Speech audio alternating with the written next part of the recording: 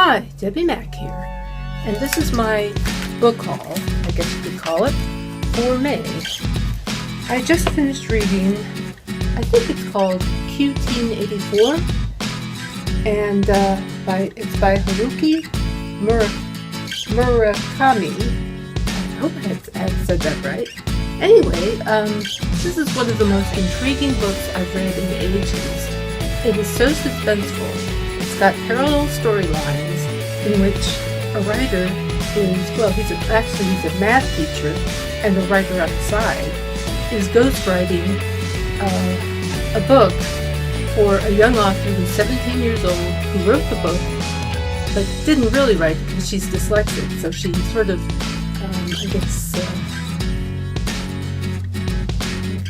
spoke the words, what's the word I'm looking for,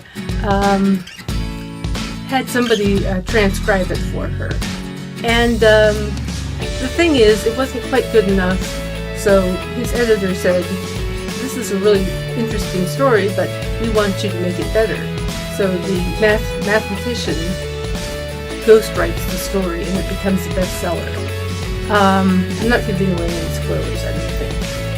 The real suspenseful part involves his relationship with a woman named Aomami, who is actually a professional hit woman who works for this very rich lady, an elderly lady called the Dowager. And the story follows parallel storylines with two protagonists, and they're both seeking each other. And there are all these things about alternate universes and realities, and so it's kind of like sci-fi, suspense, mystery, and a love story all wrapped up in one. It's a fantastic book. Anyway, the other book I'm reading this month is called In the Blink of an Eye. You can't see the cover because I took this out on interlibrary loan, but it's by Walter Murch, who's considered one of the greatest editors, I guess, in motion pictures. And I'm reading it because I'm interested in getting into filmmaking, and it's fascinating reading. Just looking at all that editors go through in order to create a movie. There's also, this is the most recent edition, and it gets into things like digital versus analog, the modern technology in films these days. Another book I'm reading is, I just started this, Green Glass House. It's a young adult novel, and it's a mystery. And I believe it recently won the Edgar. I'm really enjoying it so far. A young kid named Milo is an adopted child of the people who run this interesting inn called the Green Glass House, where all sorts of interesting people show up, apparently. He calls it the Smuggler's Inn, Milo does. And unexpectedly, during, I guess, the slow season, these guests show up. And they're all very peculiar.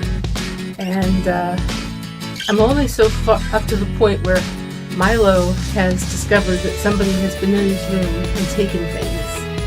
And so far, it's looking like a really interesting book.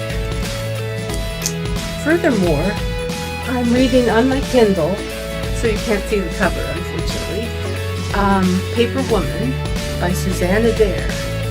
It's set during the Revolutionary War in the U.S., and the main character is Sophie, who is this really strong, interesting, independent woman who ran the newspaper in this little town where she lived in South Carolina, but wants to find out who killed her father, and is on the trail of this Spaniard who may have been responsible, and she's got the redcoats coming after her, and all sorts of stuff is going on, and it's just great. I mean, I have so many great books to read, I can barely, put them down to go to sleep at night. And finally, I'm also reading Making Money by Terry Pratchett, who's one of my favorite authors.